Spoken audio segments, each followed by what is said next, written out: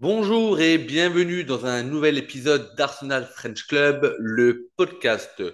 Aujourd'hui, nous profitons d'une nouvelle trêve internationale pour faire un bilan sur le jeu, les résultats des Gunners actuellement en championnat, en Ligue des Champions et éventuellement en Cup. Pour m'accompagner aujourd'hui, trois experts triés sur le volet, deux experts de la rédaction d'Arsenal French Club et le big boss du podcast. J'ai cité Louis, Jonathan et Richard. Messieurs, bonjour. Salut Raoul, Bonjour à salut à tous. tous. Alors des fois, vous entendrez Richard un petit peu avoir une voix un peu bizarre. C'est probablement qu'il aura la bouche pleine, puisque on enregistre cet épisode entre midi et deux, et que mes experts du jour ont accepté de faire une pause casse-route podcast. Merci à eux en tout cas. Et puis j'espère que la qualité de ce podcast-là vaudra le coup de cette pause un peu improvisée. Euh, Messieurs, rentrons directement dans le vif du sujet. Je crois que lors du dernier épisode du bilan de début de saison, il y avait Richard, tu étais là, et je crois qu'il y avait Meshad et Osama de mémoire. Jonathan, tu étais là aussi, je crois. Yes. Ouais. J'étais pas là, moi. Ah bah c'était Richard qui était pas là. Ouais, ça me paraissait bizarre que tu sois là aussi souvent, Richard. Excuse-moi. Donc il y avait Meshad, Jonathan et Osama, pardon. Et si on devait faire une synthèse, c'est que on s'était dit que euh, le début de saison n'était pas fou, notamment d'un point de vue du jeu, mais que comptablement on était encore dans la course, puisque à l'époque je crois qu'on était un point derrière Liverpool. Et on s'était dit que à la reprise du championnat après la pause internationale, on avait un calendrier qui, somme toute, notamment en championnat, était relativement jouable pour nous et qu'on devait emmagasiner un maximum de points. Messieurs, vous doutez bien que la réalité en est tout autre et on va revenir dessus. Euh, pour rapidement synthétiser ce qui s'est passé depuis la dernière trêve internationale jusqu'à maintenant, messieurs, nous avons joué 7 matchs. Euh, on en a joué 4 en PL. On en a joué un en Carabao Cup et on en a joué 2 en Ligue des Champions. Alors le bilan, forcément, il va intégrer l'ensemble de ces matchs-là, puisqu'on est en course dans ces trois compétitions. Mais moi, je pense qu'à un moment donné, le focus va se faire quand même au niveau du championnat, puisque sur ces 7 matchs, on a 2 victoires, 3 défaites, 2 nuls, ce qui déjà en soi est un bilan plus que mitigé. Mais quand on se concentre sur le championnat, euh, ben c'est 2 défaites et 2 nuls, à savoir un total de 2 points sur 12 possibles. Et une position au classement qui, je trouve, est très flatteuse, malgré ces 4 matchs complètement ratés, puisque pas une seule victoire. Donc, messieurs, la parole est ouverte à tous. Je n'ai pas forcément prévu de faire des séquences dans le podcast là, mais bien entendu, qui dit bilan sportif, bilan comptable. Et moi, ce que j'aimerais vraiment, c'est que sur la fin de cet épisode-là, on essaye d'aller chercher un peu de positif, parce que si quelqu'un me trouve du positif dans le bilan, euh, bah, faut qu'il m'envoie sa joie de vivre. Mais allons chercher peut-être les points positifs et il y en aura certainement. Allez, qui se lance, messieurs, sur alors pas Richard parce que il termine le sandwich. Louis, Non, mais Jonathan, qui commence? Jonathan, il est chaud, je le vois depuis tout à l'heure, il se prépare. Allez, on y va pour Ouais, Jonathan. ouais. Jonathan, à toi.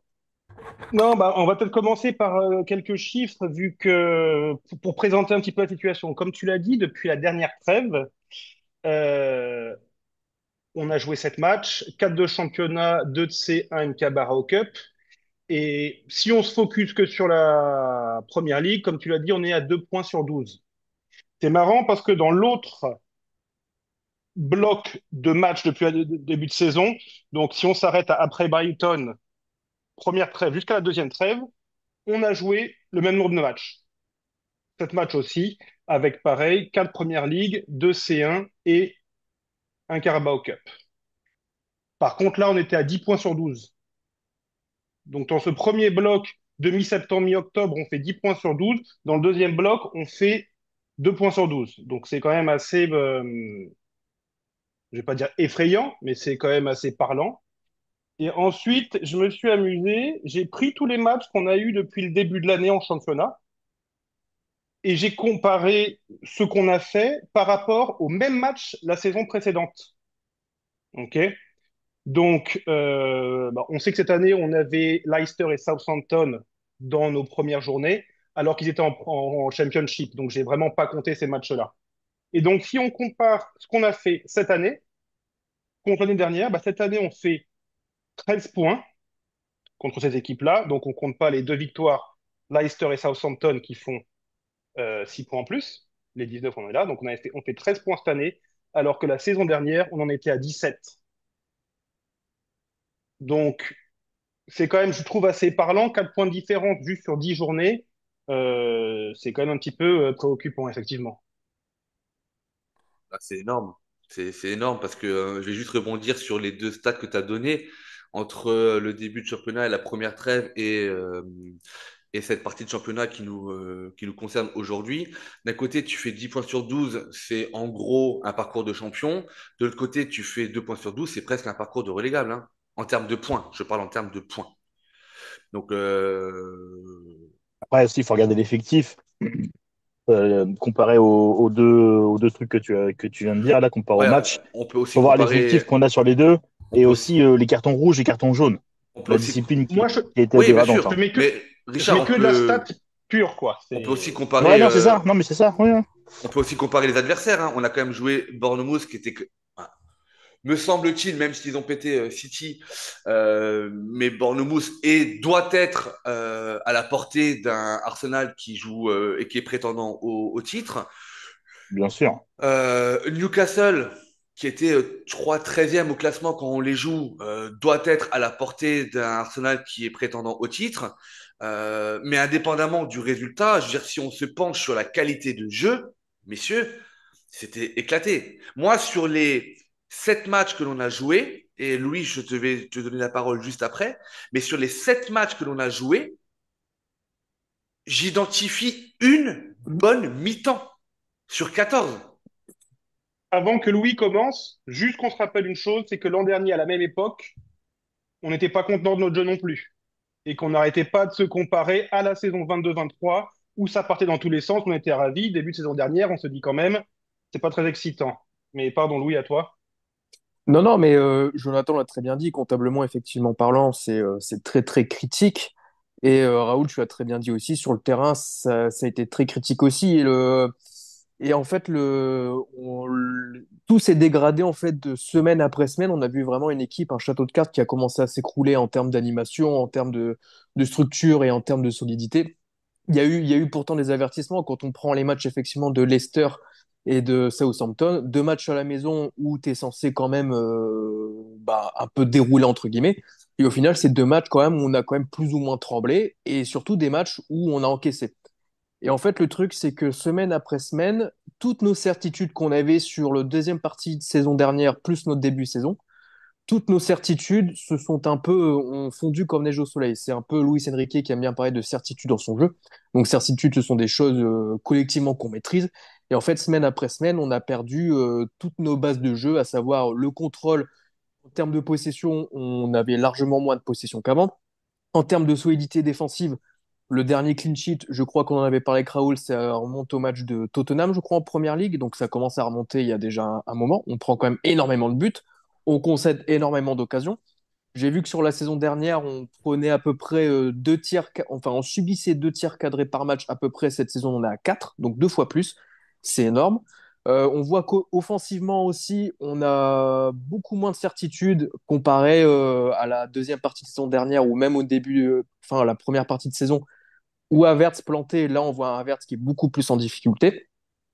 Et même en termes de création, mais de créativité, pardon, effectivement, Odegaard a été blessé. Et on n'a jamais su trouver comment compenser sa blessure et au final retrouver un peu cet élan créatif. Donc on a perdu toute notre toutes nos certitudes là sur quelques semaines et effectivement, bah, comptablement parlant, c'est pas bon. Et comme Raoul l'a dit, bah, moins de certitudes, donc moins de contrôle et forcément moins de football réussi en fait. Richard, est-ce que tu as Oui. quelque chose à ajouter par rapport à cette Bah, ce que, introduction moi, ce qu'a dit Louis, je trouve ça très intéressant parce que pour moi, la blessure de Degarde est vachement importante dans notre jeu parce que justement, on parle de certitude. Depuis qu'Odegaard n'est plus là, les certitudes se sont envolées chez nous. Défensivement, je trouve qu'on prend de plus en plus l'eau. Offensivement, c'est un néant. On n'a pas de jeu. Offensivement, on peut dire ce qui est, hein. On avait l'occasion de faire jouer un jeune qu'on n'a pas fait jouer, donc on n'a pas capitalisé pardon là-dessus. Mais tout a été bien résumé. Après, faut savoir se relever la tête, voir les bons côtés de la période. Le seul bon côté de la période, bah, c'est le retour de Degarde, concrètement.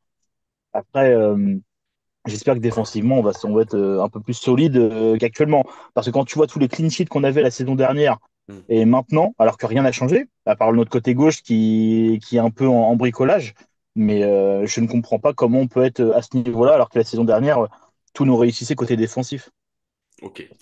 Comme, juste un truc, Non. donc là, tu parlais de la blessure d'Odegaard. Odegaard, en Oui, championnat, il a manqué 7 matchs, là. Nwaneri, pendant ces 7 matchs, il a joué 52 minutes. Aïe, aïe, aïe, aïe, aïe, le sujet Je qui parle, énorme. fâche. Jonathan, on je a parle dit pas, on n'énerve pas Louis. je parle pas de Carabao Cup ou de Champions League, hein. Je parle de PL. 52 minutes. Et Ouais. en plus, bon, si je peux m'engouffrer, bah, toutes les minutes qu'il a eues, c'est quand on est mené au score ou qu'on doit courir après le score. Ouais, donc quand tu dois gagner un Donc, match, tu fais rentrer Nwaneri.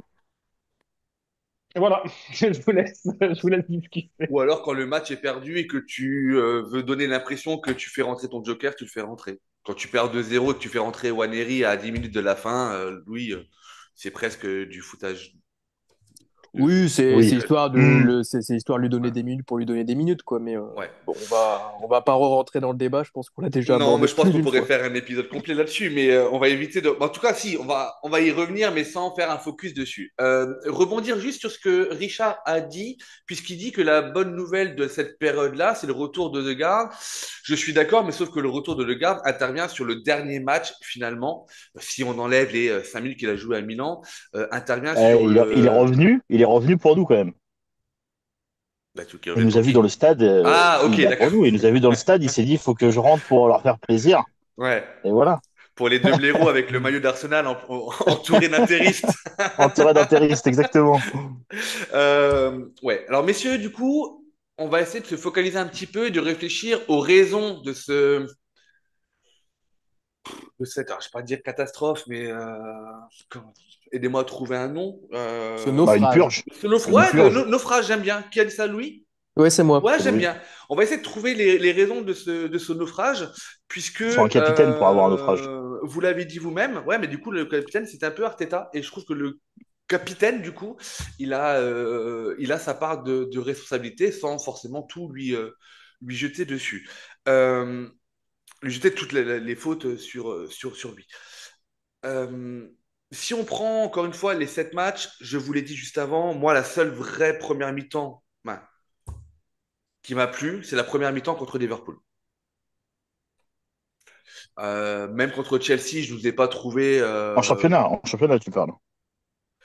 Alors contre le Shakhtar, j'ai pas été emballé. À Milan, excuse-moi Richard, j'ai pas été emballé et je ne ferai jamais Mhm. partie des gens qui vont dire oui, mais à Milan, on a dominé toute la deuxième mi-temps. Mais allô, on a Mhm. joué contre une équipe italienne qui n'attendait que ça de nous attendre, qui était super bien en place et on aurait pu avoir 99,9% de possession de ballon.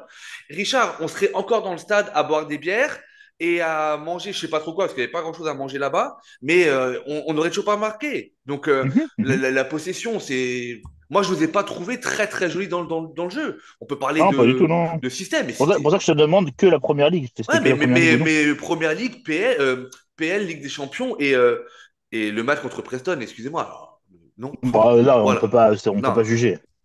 Donc, du coup, si on réfléchit un petit peu aux raisons qui ont fait, parce que Ødegaard a loupé 7 matchs. Ah, c'était ça que je voulais faire.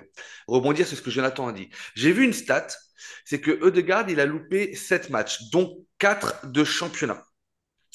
Non, Et 7 matchs de PL, il a 7 loupé. matchs de PL, pardon, oui. Et j'ai vu une stat passer ce matin, c'est que au niveau des stats dans la, comment dirais-je, dans la création d'occasion, je sais pas si ça se dit ou pas, mais Ødegaard est encore en tête du classement, sachant qu'il a loupé 7 rencontres de PL. Je crois qu'en fait, il est à 64 actions. Alors, je connais Pour pas. voir, mais un but, Ouais, voilà, c'est tu ça, non? vois, de création de danger, on va dire. Hmm. Et le deuxième, je sais plus qui c'est, qui a joué lui tous les matchs et à 62. Donc, c'est là où on voit l'importance de Degarde. Je suis d'accord avec vous.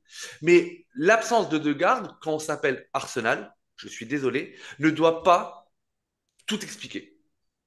Bah, Que t'as quand dans même son dans absence. chaque club, t'as quand même des joueurs qui sont indéboulonnables et qui font du bien ou du mal à l'équipe quand ils sont pas là. Tu le vois par exemple avec City et avec Rodri, c'est exactement pareil. Il n'est pas là, ça fait du mal. Nous, Odegaard, il n'était pas là, il nous a fait énormément de mal. Moi, je trouve que notre Odegaard dépendance, comme on dit, elle est présente plus que même moi je le pensais en fait, hein.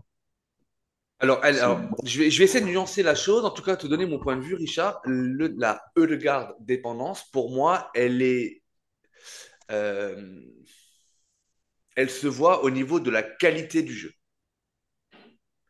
On devrait pouvoir, avec soi-disant les joueurs que l'on a sur le banc, sachant qu'on avait une doublure, excuse-moi Louis, je vais reparler de ce joueur-là, Waneri, qui était annoncé la doublure, puisqu'on a, encore une fois, rappelons qu'on a laissé partir Smith Rowe, qui lui, entre guillemets, s'éclate à Fulham en disant, et qu'on a laissé partir Vieira en prêt à Porto en disant, de toute façon, on peut les laisser partir. La doublure de Degarde, on l'a, il est jeune, il a 17 ans et il vient de l'académie et il s'appelle Waneri. OK, très bien. Mais je trouve que le coach n'a pas trouvé pendant. C'est même plus que 7 matchs, parce que là, il y a eu 7 matchs entre les deux trêves, mais Ødegaard était déjà blessé avant la dernière trêve. Il s'est blessé à la À la C'est première blessé à première trêve. la trêve, trêve. ouais. Hmm.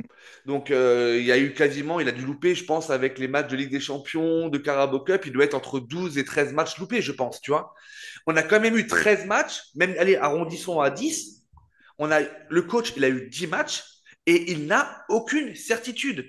Il a essayé le 4-2-3-1, il a essayé le 4-4-2, il a essayé le 4-5-1, il a essayé toutes les formules, mais en gardant les joueurs, le côté un petit peu, c'est Méchat qui utilisait ce terme-là, pas copinage, mais affinité de joueurs. Sentimental. Ouais, le côté sentimental, tu vois. Et mais Waneri, à part la Carabao Cup, on lui a rien laissé. Mais tu sais, Raoul, cette Odegaard dépendance, enfin, c'est pas nouveau. Moi, ça m'avait choqué la saison dernière, le match retour contre Aston Villa, où on est à 0-0. Je crois Ouais. qu'Odegaard sort vers la Il sort blessé 78 et on perd 2-0. Ouais. et c'est immédiat. Tu Mm. sens un drop dans le leadership immédiat au sein de l'effectif et on prend 2 buts directs. Ça, c'est la première chose. On l'avait souligné, ouais. Ensuite, je pense, ouais, ben ça, ça se voyait comme le nez au milieu de la figure. Ensuite, comme Arteta, on a l'impression qu'il est confortable avec certains joueurs et pas avec d'autres. Plus on lève votre garde, il dit bah, on va essayer de faire avec les 13-14 de d'habitude sans exposer plus à Nwaneri pour les raisons X ou Y. On entend qu'il est trop jeune, il n'a pas assez de maturité, il faut pas le brûler, etc., etc. Et du coup, il a eu ces deux joueurs qui sont Trossard et Havertz. Bah, Havertz, c'est tiens, tu vas prendre un peu la place d'Odegaard au milieu de terrain, mais bon, vu que tu fais 1m93 et que tu fais ça d'habitude, garde quand même un œil sur le position d'avant-centre. Trossard, un peu aussi, tu sais, c'est comme quand tu es dans une entreprise où tu as un mec qui est malade et au lieu de le remplacer, bah, tu utilises une personne qui est bonne dans son boulot pour faire les deux jobs. Résultat des Hmm. courses, qu'est-ce qui se passe? Bah, sur les deux jobs que tu dois faire, bah, t'es pas bon. Parce que tu essaies de couvrir un peu 8 à droite, mais tu regardes la position de 9, qu'est-ce qui se passe? Et tu veux essayer de faire les deux, et au final, bah, ça avance pas. Ouais, moi Et je suis d'accord avec Jonathan, ouais. Je pense que au-delà, en fait, ouais, c'est ça, en fait. au-delà Mais de ce ça truc, rejoint un peu ce que je viens de dire. au-delà C'est-à-dire de... Oui, qu'il Oui, oui, il a et voulu garder ses hommes sans faire confiance à la jeunesse. Après, peut-être que Waneri se serait planté, hein. On ne sait pas. Le problème, c'est qu'on ne sait pas. Peut-être, mais il faut qu'on voit. Mais en plus, il y a une deuxième chose, c'est que moi, c'est au niveau de la mentalité. Enfin, on en a déjà parlé en plus, Raoul, donc ça, je te l'ai déjà dit, mais tu parlais de la première mi-temps de Liverpool. Moi, je vais te parler de la deuxième mi-temps de Liverpool, de la 43e à la 86e, où je me suis senti de la même façon que lors de la deuxième mi-temps contre City. Alors qu'on était à Sauf 10 que contre 11 là, contre City. Ouais. oui, oui. Et donc, on était complètement oppressés. On voyait, j'ai jamais vu une mi-temps qui durait aussi longtemps. Mais là, contre Liverpool, la différence, c'est qu'on était à 11 contre 11. Et il y a une stat qui est sortie de la 43e minute à la 86e. On a eu 0,06 XG. C'est-à-dire qu'on n'a rien fait. Ça a été complètement, on met le bus, on se remet en arrière et on attend que la tempête passe. Mais on peut pas à chaque fois attendre que la tempête elle passe pendant 45 minutes, surtout quand on est à 11 contre 11. Et C'est à domicile impossible. en plus. À domicile en Et à plus. domicile en plus. Mm. Donc c'est compréhensible contre City, pas de problème avec ça. Et c'était vraiment pour le coup, c'était un super résultat, hein, très frustrant à la fin, mais c'était quand même les mecs avaient livré une bataille impressionnante. Là par contre, niveau mentalité contre Liverpool, c'est décevant. Mais c'est là où, maintenant, si on devait parler d'enseignement de cette période-là, messieurs, euh, moi, j'aurais tendance à dire que ce que l'on peut en ressortir, c'est que d'une part, et on m'avait engueulé quand je l'avais dit, on n'a pas de leader. On peut avoir des leaders techniques, on peut avoir des leaders d'attaque, on peut avoir des leaders en défense, je sais pas, mais on n'a pas de leader. C'est-à-dire que dès que Odegaard est revenu, on a vu que le leader d'homme, il était là. Mais Mais pendant quand son tu vois qu'un absence, des vice-capitaines, c'est Gabriel Jesus, ça, je m'interroge encore là-dessus. Moi, Gabriel Jesus, capitaine, c'est... oui, mais ça, encore une fois, on en a déjà discuté, Jonathan. C'est établi Oui, mais au début du championnat. C'est le quatrième, c'est le numéro 4. Bah, les trois premiers n'étaient pas là. À la rigueur, En fait, Bah, mais c'est je mieux pense d'être que marié en quatrième que de Jesus, hein. en fait, je pense que le gros, enfin, le plus gros enseignement en fait qu'on peut faire, et même peut-être le pire enseignement qu'on peut faire de ces dernières semaines, c'est que 5 ans après l'arrivée d'Arteta et de son début de process, on est obligé de se dire, ah, on a quand même encore beaucoup de boulot à faire sur le mercato d'été. Et en fait, ça rejoint un peu ce que Jonathan disait, c'est que sur les derniers mercatos, on a trop pensé que la polyvalence était la clé de tout. Ah, mais on a l'équipe la plus petite de Première Ligue, parce que ça c'est un fait, on a l'équipe la mhm. plus fine de Première Ligue. Ah oui, mais en fait, on a beaucoup de profils polyvalents, donc en fait, bah, c'est bon. Et on a pensé que si Odegaard est blessé, bah, c'est pas grave, on peut faire descendre d'un cran Havertz. Ah bah on peut faire descendre Trossard d'un cran. Ah bah on peut mettre Rezou sur un côté. Ah bah on peut lui mettre lui à gauche, mettre lui à droite. Mais en fait c'est pas suffisant pour être compétitif parce qu'il y a eu la blessure de Odegaard, mais il y a eu aussi d'autres blessures en parallèle qui ont pas mal handicapé l'équipe. On prend notamment bah, les Timber, les Calafiori, les Tomiyasu, etc. Et au final, bah, là, on est en train de se dire, bah, finalement, on a quand même besoin d'un neuf. On a quand même besoin d'une double Arasaka. L'ailier gauche, il marche pas. Est-ce qu'on n'arrive pas en bout de cycle avec Trossard, etc. Est-ce qu'on doit pas rajouter de la qualité? Est-ce qu'on doit pas acheter une vraie doublure haute garde cette fois-ci? Et au final, on est en train de se dire, mais mince, en fait, on a encore plein de boulot à faire pour construire l'équipe. Et je pense que c'est assez révélateur de cette période, on va dire, sans haute garde, c'est que la stratégie de dire oui, mais on veut acheter que des joueurs polyvalents parce que bah, c'est plus pratique et tout. En fait, non. Si tu veux un ailier droit, bah, tu achètes un ailier droit spécialiste du poste. Si tu veux un milieu offensif, tu achètes un milieu offensif spécialiste du poste. Si tu veux un neuf, tu achètes un vrai neuf. Si tu veux un ailier gauche, tu veux un ailier gauche. Pas des espèces de profils hybrides que tu peux balader sur le terrain, etc. Parce qu'en fait, bah, ça marche pas en fait. Ça peut marcher sur 30-40 minutes quand tu dois bricoler sur un match, mais sur le long terme, ça peut pas fonctionner. Alors, il en faut quelques-uns des profils comme ça, mais aujourd'hui, je pense qu'on manque de leader technique. Sorti d'Odegaard, on manque de leader technique parce que on le voit sur les matchs ou sur même Ligue des Champions ou Première Ligue.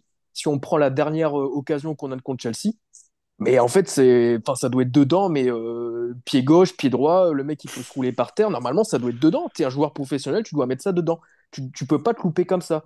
J'ai aussi en tête le match, je crois que c'était contre le Paris Saint-Germain, où pareil, Calafiori est à 3 mètres du but, il peut faire une reprise de Mhm. volée, il envoie 10 mètres au-dessus. Et en fait, il nous faut des spécialistes des postes qui sont capables de concrétiser ces occasions-là et d'être de vrais leaders sur le terrain.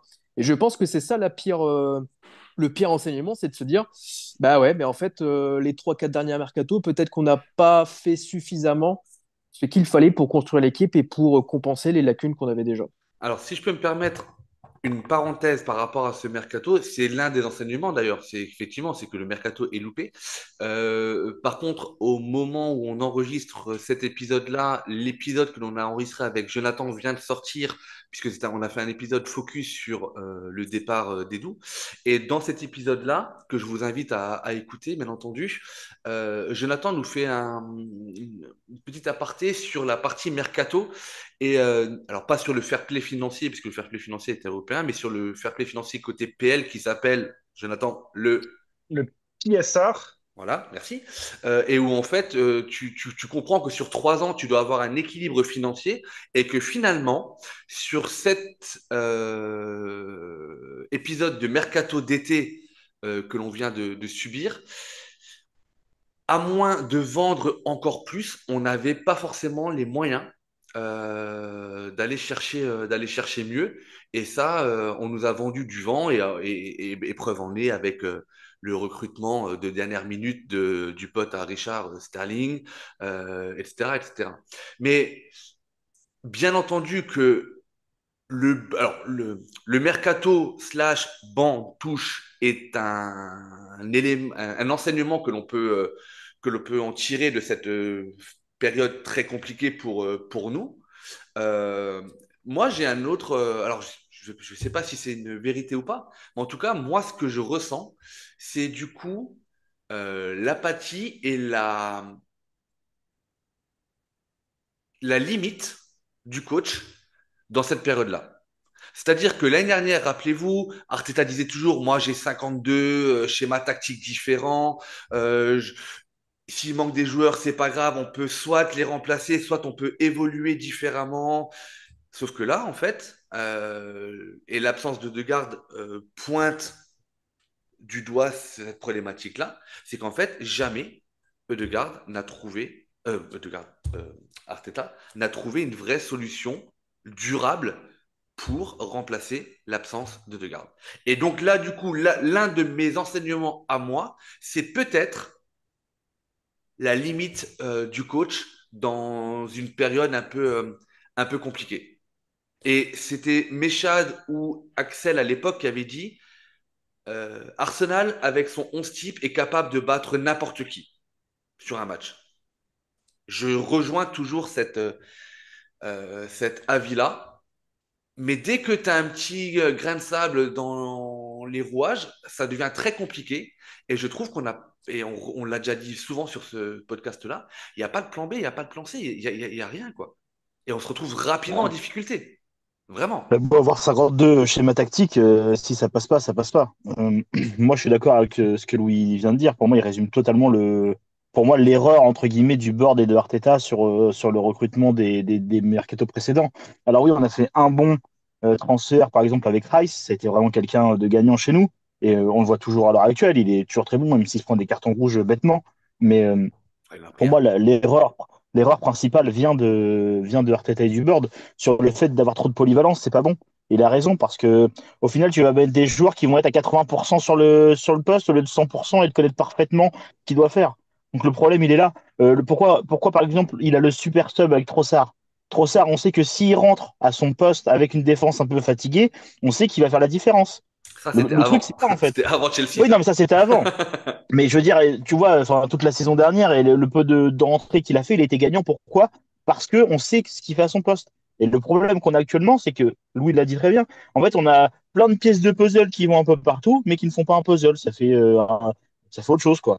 Mais le problème, réel problème, il est là. Quand tu vois qu'on est obligé de mettre un parterre arrière droit sur des matchs de première ligue parce qu'on ne sait pas quoi faire, c'est Non, usant.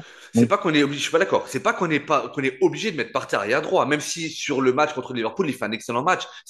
ah oui, oui, mais C'est que le coach a oui, mais c'est décidé de le. il a décidé, il n'était pas obligé. Hmm. Il y avait d'autres solutions qu'il n'a pas retenues. Donc c'est vraiment là Mais ça le fait pas choix du partie de ces coach. 52 schémas.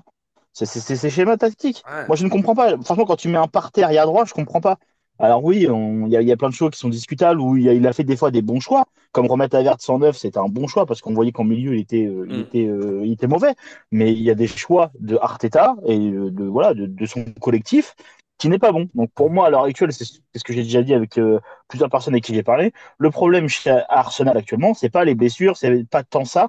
Il y a vraiment un réel problème à la source. Et je pense que le temps que Arteta n'a pas trouvé la solution avec le board pour gérer l'équipe du mieux qu'il peut, on restera un peu dans un flou approximatif. Parce que, alors oui, on a un 11 de type. Tu mets notre 11 de départ, il est ultra violent. On peut battre n'importe qui, ça c'est sûr. Mais par contre, on peut aussi se faire péter par n'importe qui pour une petite connerie. Donc problème, le réel problème, il est là. C'est que tu as un 11 de départ qui est pour moi l'un des meilleurs 11, qui fait partie du top 3 des meilleurs actuels. Mais par contre, tu peux perdre contre Brighton, tu peux perdre contre Preston, tu peux perdre contre n'importe qui. Et ça, c'est pas normal. Quand tu Mais t'appelles Arsenal, c'est pas normal. je rebondis Vas-y, par je rapport m'attends. à Partey arrière droit contre Liverpool. C'est quand même intéressant parce que pourquoi il a mis Partey arrière droit contre Liverpool? Arrêtez-moi si je me trompe. Mais c'est parce que il avait pas confiance de laisser un Zinchenko ou un Miles Lewis Kelly, ce qui est un petit peu compréhensible, à gauche. Donc il Non, a dû mettre Mhm. Timber. je suis plus d'accord Donc avec il a dû toi. mettre. Donc, bah, attends. T'as dit, on t'arrête. Donc moi, je t'arrête tout de suite. Oui, mais attends, laisse-moi finir. Donc, parce qu'il avait. S'il avait confiance en un Zinchenko, il mettait Zinchenko à gauche et Timber à droite. Correct? MLS. Zinchenko, met de côté. Oui. Donc, ce que je viens de te dire, c'est qu'il avait ni confiance en Zinchenko ni en MLS à gauche. Donc, il a mis Timber et du coup, plus personne à droite, vu que White était blessé. Donc, je trouve que c'est quand même assez symptomatique de te dire que tu n'as pas confiance en Zinchenko, pas confiance en Miles Lewis Kelly, et que donc tu te retrouves à mettre ton milieu défensif à droite. Et le problème, c'est que bah, Zinchenko, il tombe tellement dans la hiérarchie que pour vendre Zinchenko maintenant, ça va Mais être poisson. il est revendable, ouais. C'est fini, c'est revendable. Et donc, s'il est vendable, il sera vendable au prochain mercato d'été entre le 26 août et le 31 août, toujours très pratique pour être remplacé derrière. Et enfin, ça repart un peu dans ce schéma. C'est ça que je voulais dire, Raoul, en fait, par Non, rapport à Zinchenko ou MLS. je Mais te taquine, mais je pense qu'il n'a plus confiance en Zinchenko au poste d'arrière gauche. Et là, je sais que Louis va faire des bons, mais je vais le dire volontairement. Je pense qu'il a estimé que le contexte n'était pas bon pour faire débuter MLS face à Liverpool. Mais en fait, je pense il n'a pas confiance. Alors, il a plus confiance en Zinchenko, ça c'est un fait. Mais encore une fois, si tu n'as pas confiance en Zinchenko arrière gauche et que tu manques de fluidité, alors que Zinchenko c'est un milieu de terrain de formation, quand ça marche pas, pourquoi tu tentes pas un truc, t'essayes pas, je sais pas, sur 10 15 minutes, tu tentes un truc, quoi. Bon, il l'a pas fait, c'est comme ça. Mais je pense qu'il n'a pas confiance en MLS, il n'a pas confiance non plus en Nwaneri, parce que je pense que les deux sont arrivés là par défaut, parce qu'il fallait équilibrer les comptes, et qu'au final, bah oui, Nwaneri, c'est devenu le backup de Haute-Garde, mais je pense que c'était pas forcément un choix d'Arteta. Je pense qu'il arrivait là un peu par défaut, Nwaneri. Et que je pense qu'effectivement, il est pas prêt. Alors, Arteta ne le dira pas, mais je pense que Nwaneri a encore besoin de travailler, ce qui est normal pour un gosse de 17 ans. Là-dessus, on peut pas lui jeter la pierre. Et moi, j'aurais trouvé ça normal qu'ils disent, bah non, Nwaneri n'est pas encore prêt à être pleinement backup d'Odegaard, Faire 90 minutes à fond, quoi. parce que backup d'Odegaard, c'est quand même un titre quand même qui est assez important dans l'effectif d'Arsenal. Donc, je pense qu'on atteint quand même beaucoup de limites à l'effectif. Après, je vais me faire un peu l'avocat du diable. T'as l'équipe la plus petite de Première Ligue en termes de profondeur d'effectif. T'as des mecs qui se pètent tous les 15 jours. Quelles étaient les cartes à disposition d'Arteta en fait? Qu'est-ce qui mais peut, est-ce que, Ah, il y en avait quelques-unes, Louis, quand même. Hein. bah, le manque, le manque de confiance de Zinchenko, il date pas de septembre-octobre 2024 quand même. Hein. Oui, Zinchenko, ça fait un moment. Mais après, tu prends Sterling. Sterling, c'est un choix. Alors je pense que maintenant, il y a plus de doute. Je pense que personne n'en voulait, qu'il arrivait là parce qu'il fallait ajouter quelqu'un. Mais si t'avais donné le choix à Arteta, il aurait jamais pris Sterling parce que, bah, faut regarder. Alors, j'avais regardé hier ses minutes en première ligue. Je crois qu'il a joué quoi, 50 minutes en première ligue, Sterling, quelque chose comme ça. Enfin, je sais plus. Un truc comme ça. Bon, il a quasiment pas joué. Gabriel Jesus, alors là, il commence à bien revenir. Je trouve qu'il commence à avoir quelques jambes quand même sur ce retour. Il était temps, on arrive en novembre. Mais en début de saison, bah, il n'y avait aucune jambe, c'était catastrophique. Martinelli ne fait aucune différence. Alors c'est soit Martinelli, soit Trossard. Les deux sur le terrain, ça fonctionne pas. Et derrière, c'était quoi tes solutions? C'était Nwaneri et Jorginho. C'est tout. C'est tout. Arteta n'avait pas d'autre solution en fait. Donc oui, là, il a sorti son 4-4-2 pour essayer de bétonner un petit peu. Il a essayé de limiter la casse, mais au final, je pense pas qu'il avait énormément de solutions à sa disposition. Je ne pense pas. Mais est-ce que le danger ou l'erreur à ne pas faire, c'est et j'aimerais bien avoir votre avis là-dessus, messieurs, c'est de dire, ben, prenez n'importe quelle équipe de PL ou n'importe quelle équipe dans le championnat européen au sens large. Il y a combien de meneurs de jeu au sens littéral du terme, comme on les a connus à l'époque, un 10, il y a combien de joueurs qui sont capables d'être aussi performants que de garde dans sa façon de jouer. Il y en a vraiment pas beaucoup. Donc à partir de ce moment-là, j'estime que quand Ødegaard est suspendu, blessé, malade ou que sais-je, tu ne dois pas t'attendre à avoir un joueur qui fait du Ødegaard dans le texte. Mais par contre, Waneri a ses qualités. Et je reviens sur ce joueur-là, a ses qualités. Donc pourquoi tu ne le fais pas jouer plus et que tu lui demandes de mettre ses qualités? Encore une fois, j'en ai parlé, je crois, dans le dernier débrief de championnat. On parle de l'âge de Waneri, mais au Barça, Yamal, il a le même âge que lui et il explose tout. Ouais, non, mais ça rejoint typiquement ce que je viens de dire. Je pense Donc, qu'Arteta ne lui fait pas confiance. ouais, bah, c'est quand même bien. Ah oui, non, C'est... mais c'est fort de ça. Je suis d'accord avec toi et tu me connais assez bien sur le Oui, sujet bien pour sûr. savoir que ça me pèse un peu. Mais oui, je pense tout bonnement qu'il ne lui fait pas confiance et que pour X raisons, il veut prendre son temps avec lui à base d'excuses un peu bidons, quoi. Parce que quand il dit oui, il faut regarder s'il a pas eu des problèmes de croissance et tout. Mais il est quand même au club depuis X minutes, enfin X années, quoi. X années quand même, ouais, c'est clair. Du coup, bon, on va pas refaire le dossier Waneri et Enco. Je vous propose de conclure cet épisode-là, messieurs, sur euh, les points à améliorer et les éléments de satisfaction, s'il y en a, et je crois que Jonathan nous disait qu'il en avait, sur la Non, prochaine période ou d'espoir, ouais. Mais d'espoir, c'est pas pareil. parlons déjà des points à améliorer, messieurs, euh, pour aller mieux dans ce championnat. Euh, pour moi, ça va être d'avoir des certitudes déjà dans un premier temps. Alors pour avoir des certitudes, il faut aussi avoir un effectif au complet. Moi, les Tomiyasu blessés toutes les 3 semaines, je les compte même plus dans l'effectif. Mais pour moi, il y a deux, en tout cas jusqu'en janvier, voir s'il y aura un mercato qui sera fait ou pas. Mais il y a deux points centraux à améliorer, en tout cas à figer. C'est le poste d'arrière gauche et la formation au milieu de terrain. Le poste d'arrière gauche, c'est quoi? C'est que Timber, bon, Calafiori s'est blessé, Timber a joué, Timber a ses points forts, il a aussi ses points faibles. Moi, je suis Bah, toujours pas. c'est deux profils différents après, hein. C'est deux profils différents Calafiori et Timber, hein. Bien sûr. Enfin, pour ma part, je trouve que c'est. Enfin, t'en as un qui peut aider Martinelli et t'en as un autre qui va repiquer dans l'axe. Donc, je trouve que le côté gauche chez nous, va falloir qu'on tranche à un moment donné. Soit on prend un vrai arrière gauche comme fait Ben White, soit on prend un arrière gauche pour rentrer dans le milieu de terrain et on sait ce que ça va donner. Mais à un moment donné, va falloir qu'on tranche entre ces deux-là, ça c'est sûr. Et moi, je vous pose une question, messieurs. Est-ce que vous pensez que s'il revient et qu'il ne se blesse pas, ce qui est chose quasiment improbable, est-ce que vous pensez que Tierney peut avoir son rôle à jouer?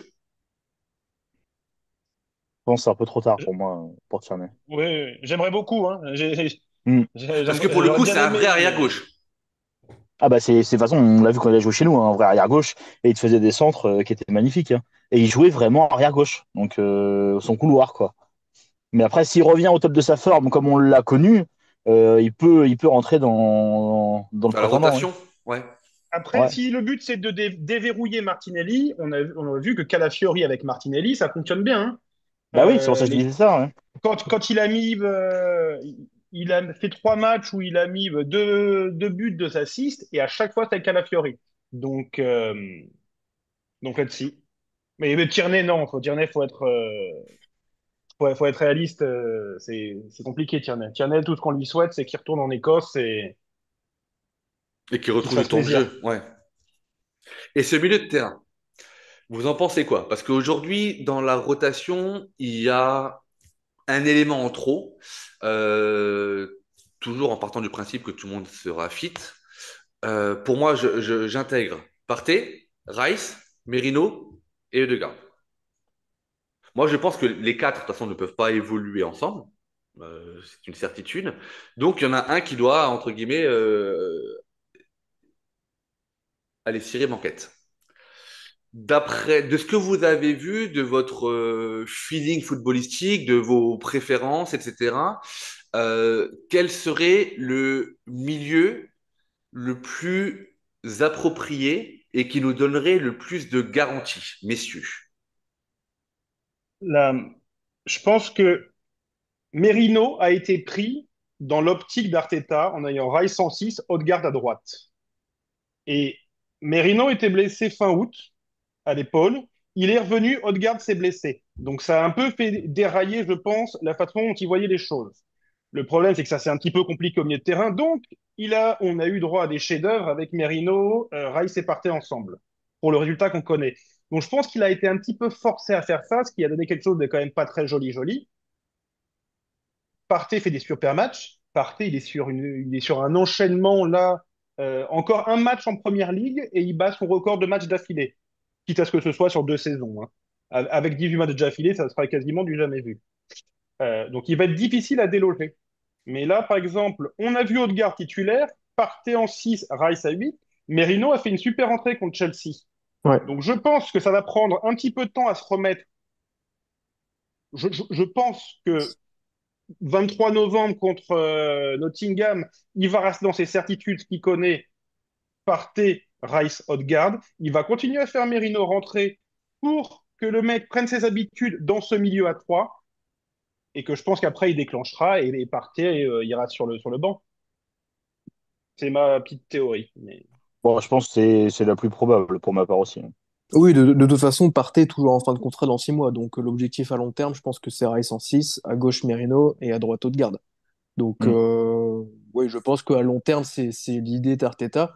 Mais après, peut-être que la position actuellement de milieu défensif, on a quand même, avec la forme de Partey, comme Jonathan l'a dit, c'est la seule position où on a quand même un peu un choix de riche.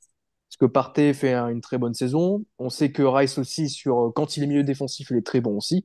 Donc, les deux en concurrence, c'est peut-être la seule position où on a le choix du roi.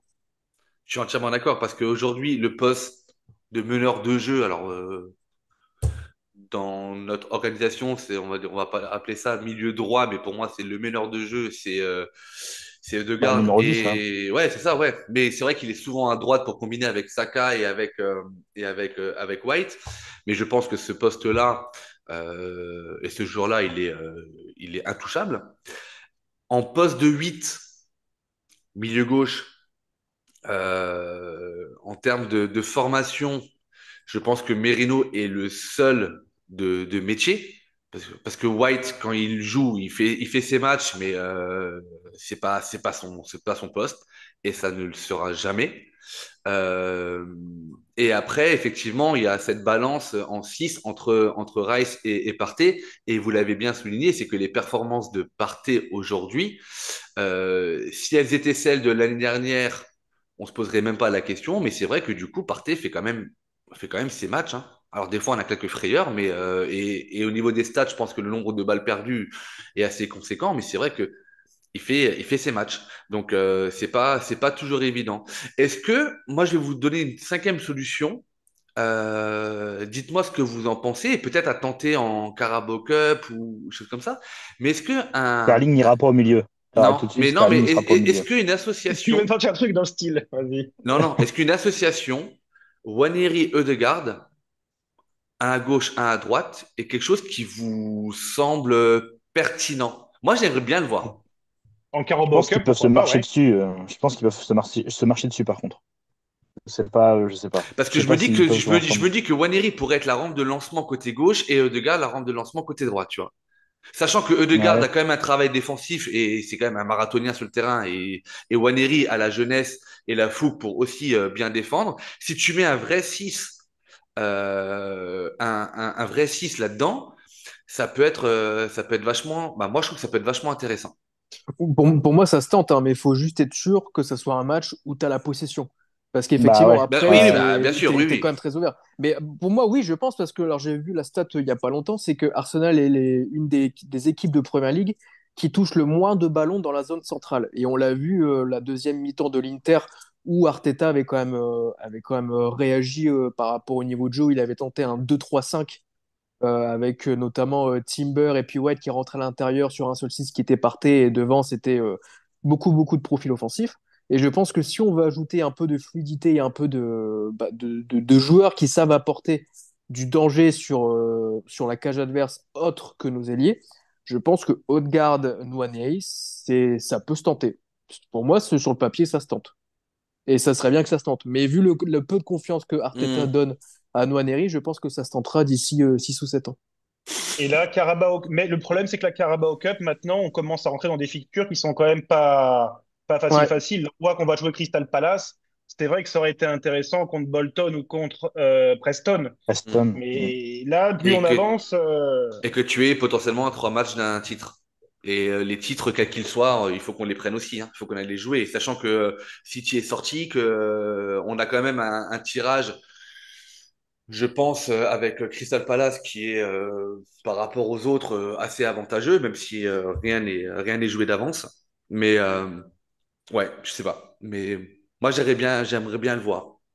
Après, dans quelles conditions, c'est toujours plus complexe. Euh, Messieurs, on fait un petit point classement et on fait un petit point surtout sur les matchs qui nous attendent après cette trêve internationale. On va peut-être commencer par lister les matchs qui nous attendent. On reprend le championnat à la maison face à Nottingham Forest, qui est la belle surprise de ce début de championnat. Et j'annonce un match compliqué pour moi.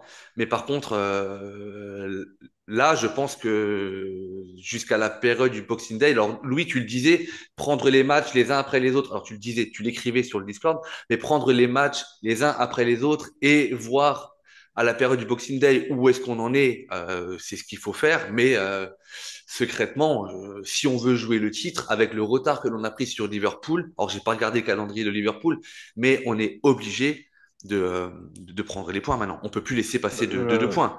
là, Ça, c'est sûr que sur les matchs qui vont arriver là, si t'as, enfin, on doit prendre les 3 points à chaque match, retrouver nos certitudes, donc c'est-à-dire effectivement Nottingham Forest, un, ne plus encaisser de but, deux, dominer et trois, marquer. Et après, effectivement, t'as encore Liverpool qui doit jouer City, etc. Donc, hmm. Dans la même on le période sait, d'ailleurs, hein, ouais. ouais, c'est ça, on le sait, le championnat peut très vite tourner. On se souvient, enfin, la saison dernière, Liverpool était quand même en tête du classement Boxing Day, et à la fin, ils ont fini derrière nous. Donc, ça veut dire ce que ça veut dire. Là, Arsenal l'a dit. Il a dit oui, mais en première ligue, les marches sont très fines. Donc là, ils ont un petit peu d'avance. Mais on n'est pas à l'abri que Liverpool soit à 2-3 mauvais résultats. Donc, nous, ce qu'on doit faire, c'est juste se focus sur nous-mêmes, prendre les points, arrêter de regarder devant nous, arrêter de regarder derrière nous. On prend les points et on fera un point de passage au 31 décembre et on verra où on en sera. Ouais.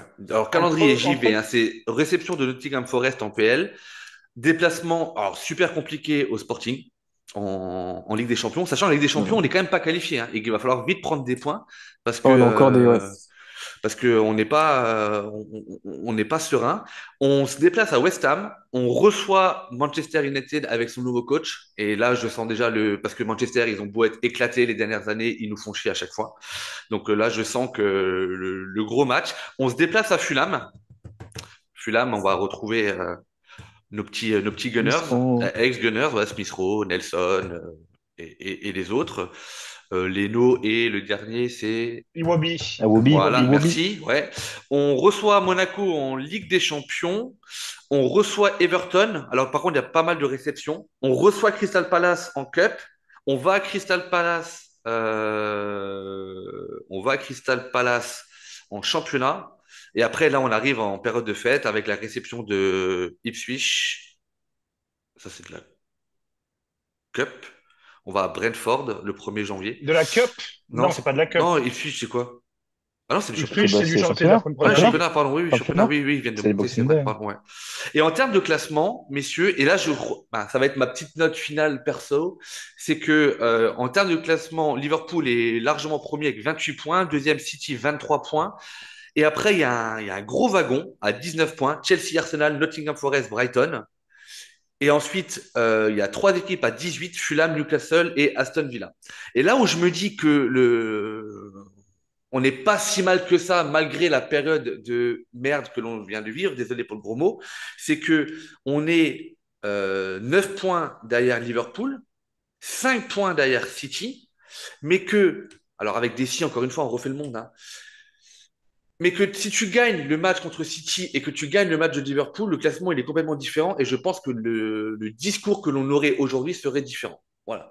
Donc j'ai l'impression que ce championnat cette saison est beaucoup plus nivelé et il y aura des surprises. Mais je vois pas Liverpool tout écraser pendant toute la saison. Et j'estime qu'il suffit d'un petit réveil de retrouver quelques certitudes dans le jeu pour aller chercher des performances. Et je vous propose de terminer sur votre avis là-dessus avant de libérer Richard qui doit retourner bosser. Messieurs, je vous écoute. Bah, Bah, après, Richard commence l'avis, je peut-être? pense que, ouais, parce que ouais, je vais y aller. Moi, mon avis sur ce qu'on doit faire, c'est on doit tout gagner de base. Ensuite, j'ai hâte d'avoir tout le monde fit, tout le monde prêt, parce que Merino, on l'a fait venir pour quelque chose et j'ai hâte de voir ce que ça peut donner dans les prochaines semaines. Je pense que quand il sera réellement fit et intégré au sein de l'équipe, ça peut être très prometteur et on peut gagner en qualité de jeu, on peut gagner en assurance, surtout au milieu de terrain. Après, il faut que notre neuf Havertz, même si je l'ai beaucoup critiqué, il faut qu'il retrouve un peu de sa brillance et qu'il continue à... Un calendrier pour moi qui est relativement favorable. On reçoit beaucoup chez nous, on sait que c'est important de jouer chez nous. Après, il y aura toujours des déplacements qui sont compliqués. Le déplacement Sporting, on sait comment ils sont en forme en ce moment. On sait que bon, il y a le changement de coach, mais pour moi, le collectif est présent et c'est vraiment des guerriers sur le terrain. Donc, ça peut être problématique pour nous. On reçoit Monaco en Ligue des Champions. Il faut faire attention aux supporters de Monaco, ils sont nombreux. Toujours impressionnant à voir. Euh, mais non, sinon, je pense qu'on a, jusqu'au Boxing Day, pour moi, on a un calendrier plutôt favorable comparé aux autres. Pour moi, le Boxing Day joue toujours le championnat. C'est vraiment une partie importante au championnat. Donc, faut tout donner. Essayer d'avoir le maximum de points, de prendre le maximum de points possible, que ce soit en PL en Champions League, pour pouvoir se qualifier. Et voilà, après, je pense qu'on se donne rendez-vous au 31 décembre pour refaire un débrief là-dessus et on verra où on en est, tout Ouais, simplement. ça marche. Voilà. Moi, sur ce, je vais vous laisser. Merci de ta présence, Richard. Au plaisir, hein. Vous savez Bonne bien, hein. semaine et puis à tout vite.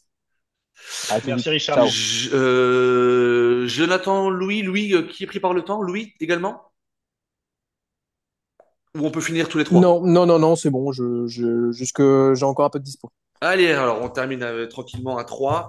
Messieurs, votre avis sur cette vision des choses, sur le calendrier à venir, sur les points d'espoir. Jonathan, Donc, entre le donne-nous le 23, smile. entre le 23 novembre et le 4 janvier, c'est surtout là où on pourra bien faire un petit point parce que après, il y a un break entre le 4 janvier et le 15 janvier. On a 12 matchs à jouer. Ça fait plus ou moins deux par semaine, hein, donc c'est assez costaud. 9 en PL, ça fait 27 points à prendre. Donc c'est vrai que là, on va vraiment peut-être pouvoir faire une différence.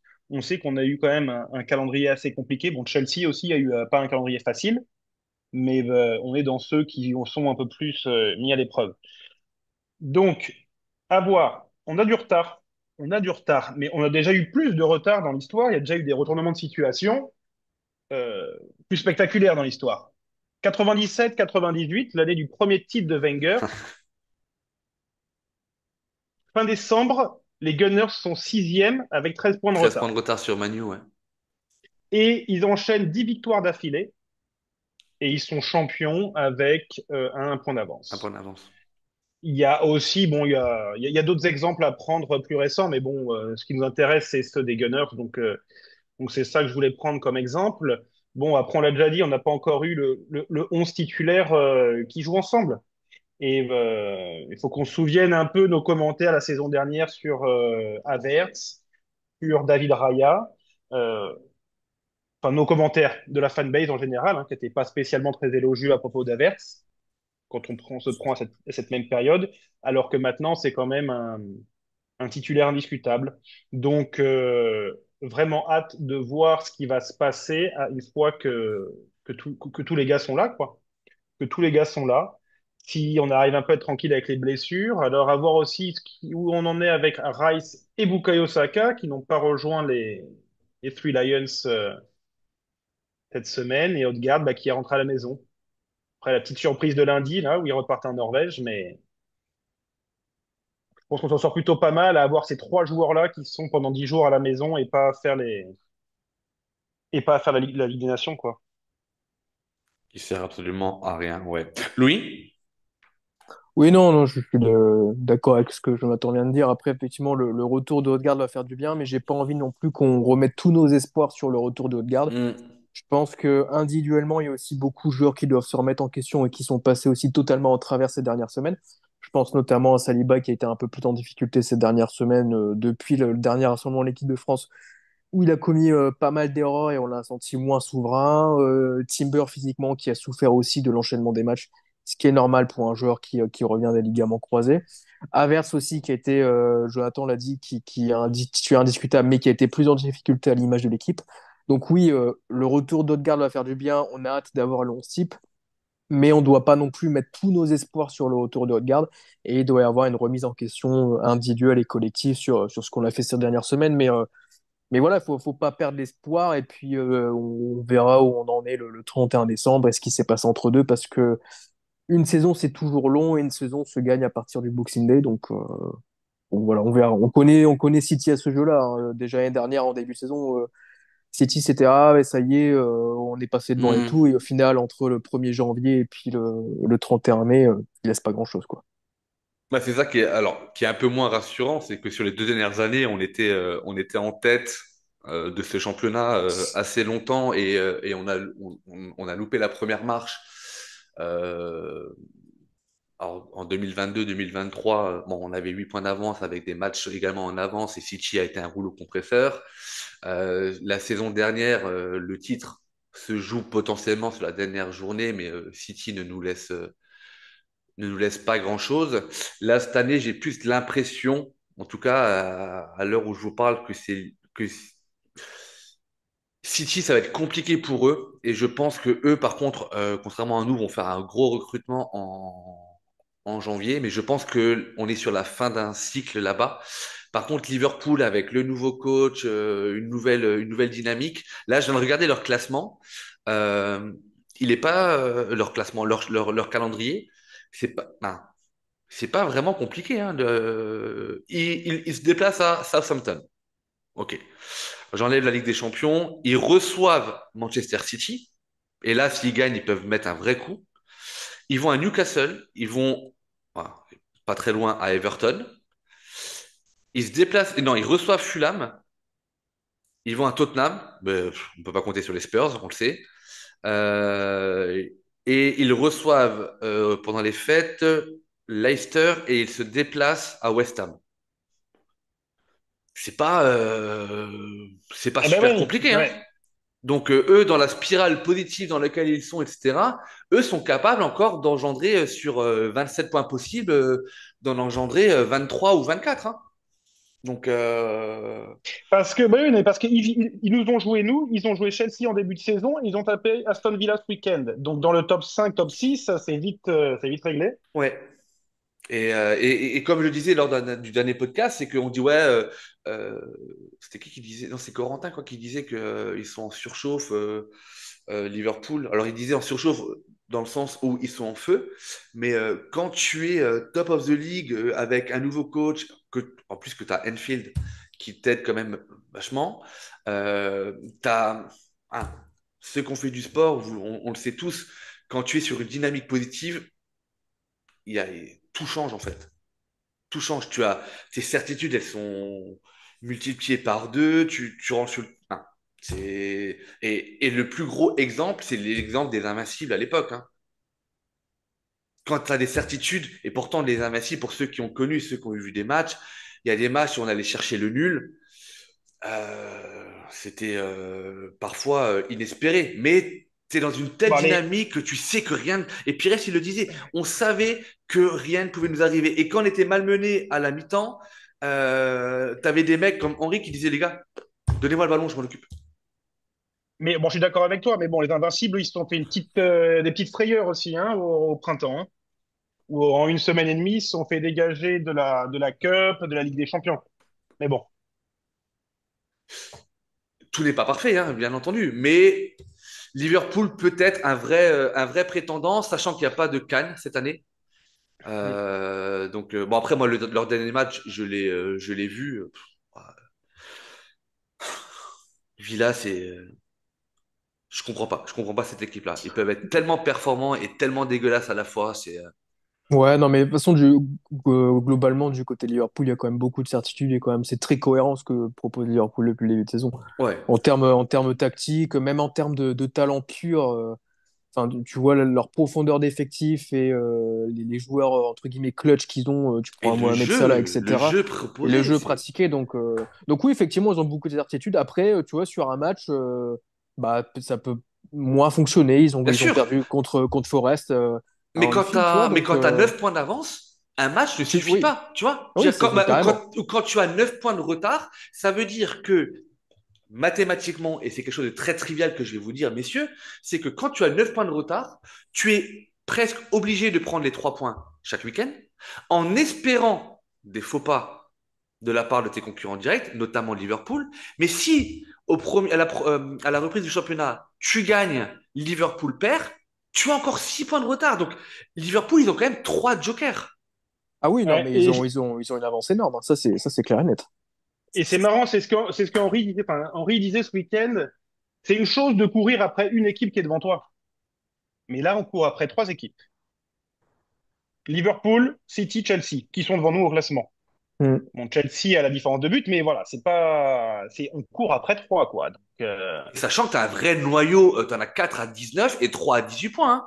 Donc Oui, donc t'as 7 équipes qui se jouent qui se tiennent en un point. C'est-à-dire que si tu sous-performes un week-end et que derrière ça gagne, potentiellement tu passes de la non, quatrième à la huitième ou neuvième place, quoi.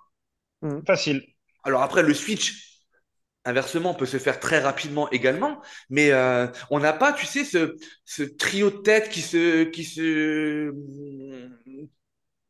décroche des autres, où on a tous déjà 3 4 points d'avance. En fait, à part Liverpool, t'as personne qui est vraiment très, très à l'abri, quoi. Et encore une fois, là où City, on peut leur dire, ouais, ils ont une période très compliquée, c'est peut-être une fin de cycle, mais perdre 2 matchs consécutifs en PL, ils ont encore 2 points d'avance sur nous, quoi. C'est-à-dire qu'on n'arrive C'est vrai. pas à saisir ces occasions qui vont être très, très rares dans le championnat. Et c'est là où moi, je ne vais pas dire que je suis inquiet, mais c'est là où moi, très honnêtement, j'ai du mal à trouver du positif dans cette période-là qui vient de passer entre les deux trêves internationales, tellement on a été dégueulasse. Et encore une fois, 2 points sur 12. Alors, City perd 2 matchs, mais je crois qu'ils gagnent leurs 2 autres matchs en championnat. Bah, nous, on a fait 2 points sur 12 et je vais te dire ça. City, ils ont fait 6 sur Ah 12. voilà. Liverpool, 10 sur 12. Forest, 9 sur 12. Chelsea, 5 sur 12. Aston Villa, 4. Donc, c'est vraiment Liverpool et Nottingham Forest qui ont le mieux performé entre les deux trêves. Mais là, je veux dire, tu fais un mini classement sur cette période-là des 4 matchs de championnat, on doit être, oh, c'est peut-être Bah, pas ah non, relégable, mais on on est doit être 15e, un, quoi. 2, 3. Enfin, au niveau du Big Six, on est sixième, Bah, hein. 6e, oui, bien sûr, ouais. Donc, ouais. Affaire à suivre, messieurs. On va déjà espérer qu'il n'y ait pas de nouvelles blessures, puisque même si tu l'as dit, je crois, Jonathan, Rice, Saka sont restés à Londres, que Ødegaard Odegaard est rentré. également est rentré, ouais, et restera à Londres, c'est très bien, mais on a quand même, bah, c'est aussi l'identité des clubs qui jouent les titres chaque année. On a quand même Merino, Raya qui sont partis. On a Saliba qui est parti. On a les Brésiliens. Je pense qu'ils ont, peut-être à part Mais alors, Gabriel attends, Jesus, mais je pense qu'ils ont été appelés également. le problème, surtout que les Brésiliens, alors écoute, leur deuxième match, c'est mercredi de la semaine prochaine. Sachant que nous, on joue samedi. Samedi, ouais. Ils jouent au Salvador le mercredi soir. Ouais, donc ils vont rentrer dans la nuit Donc, avec les en jambes à fait, moitié mortes, non. quoi. Alors, attends, ils jouent. Tac, tac, tac. Ouais, alors, soit mardi soir tard, soit mercredi. Mais pour rentrer à Londres, décalage horaire, entraînement. Bon, alors autant pour ouais, Bon, tu sais déjà que les dans ces deux. cas-là, le club affrète un avion privé que les mecs, à la fin du match, ils rentrent directement, quoi. Mais voilà, donc on va déjà espérer qu'il n'y ait pas de blessure. On va espérer également que Arteta trouve de nouveau sa potion magique et que l'équipe retrouve un peu son mojo qui était le sien l'année dernière. Tout n'est pas noir. Ne nous faites pas dire ce que l'on n'a pas dit. Mais c'est vrai que actuellement, il y a quand même beaucoup plus de négatifs que de positifs et qu'on aimerait de retrouver. Ben, Bah, là, pour quand je disais à l'époque à Méchat que quel que soit le résultat, quand tu joues le titre, il faut gagner les matchs et que après le côté jeu attrayant, prendre du plaisir devant son écran, etc., devient secondaire, ça prend quand même tout son sens dans cette période-là, quoi. Mhm. L'avenir nous le Là, dira, messieurs. il faut revenir en mode post-Dubaï. Bon, ça fait quand même du post-Dubaï avec un mois et demi en plus, quoi. Donc c'est un petit peu Et compliqué, sachant que cette mais année, il y aura pas, il y a pas, il y aura pas la petite pause où on va partir se exactement, ressourcer comme parce que l'année dernière, le vrai tournant, il était là, hein. bien sûr. Il était là. Donc du coup, Ouais, il faut juste, faut qu'on retrouve le déclic, un déclic à Nottingham Forest, il faut qu'on gagne, clean sheet, etc. D'ailleurs, on l'a vu quand on a marqué contre Chelsea, entre le moment où on marque et le moment où on encaisse encore un but, les il y a 10 10 minutes, minutes, ouais. en termes de body language, les joueurs étaient, c'était le jour à la nuit, hein. Tu voyais Timber qui commençait à remonter le terrain en dribblant tout le monde. Tu sentais qu'il y avait, il s'était passé, ça y est, les joueurs avaient réussi à marquer. Ils menaient au score. Et on sentait qu'ils étaient un peu moins dans le doute. Donc il faut qu'on retrouve des certitudes, qu'on retrouve de la confiance, de la solidité. Et après, la machine va repartir. De toute façon, là, c'est une saison n'a jamais été un long fleuve tranquille pour personne. Il faut qu'on passe par ces moments-là, comme tout le monde, et ben il faut qu'on fasse avec et qu'on travaille pour repartir de l'avant. Et ben, ça va être la note finale à cet épisode, à moins que, messieurs, vous vouliez rajouter quelque chose. Vous savez que la parole est libre. Non. On est Bon, bon. Ok. je pense qu'on a fait le tour. Alors, je vais remercier Richard qui est déjà reparti travailler. Je vais vous remercier, vous, messieurs, d'avoir pris le temps. Merci à la rédac. Euh, Toujours pareil, hein, cette conclusion d'épisode en invitant nos auditeurs à aller nous suivre sur l'ensemble de nos réseaux sociaux et surtout d'aller consulter les articles qui paraissent régulièrement et qui sont toujours d'une qualité impressionnante selon moi. Il y a toujours des choses il y a des sujets de fond qui sont travaillés. Je sais que Louis, on va pas le sujet, mais tu bosses sur un nouveau sujet. Puis du coup, j'attends avec impatience la sortie de cet article-là pour faire un épisode podcast sur le joueur que tu as ciblé. Jonathan, on a d'autres enregistrements qui sont prévus également, un peu plus surprenants, mais qui seront très intéressants, j'en suis sûr. Et puis, on va profiter de cette trêve internationale pour suivre l'actualité du moment, à savoir le remplacement d'Edu. Il y a des choses qui sont un petit peu annoncées dans la presse. On verra comment ça avance. Messieurs, très bonne journée. Merci de votre présence. Et puis, à très bientôt. Merci. Ciao. Just would like to finish by one simple word. I will miss you. Thank you all for being such an important part of my life, and hope to see you soon. Well done. Bye bye.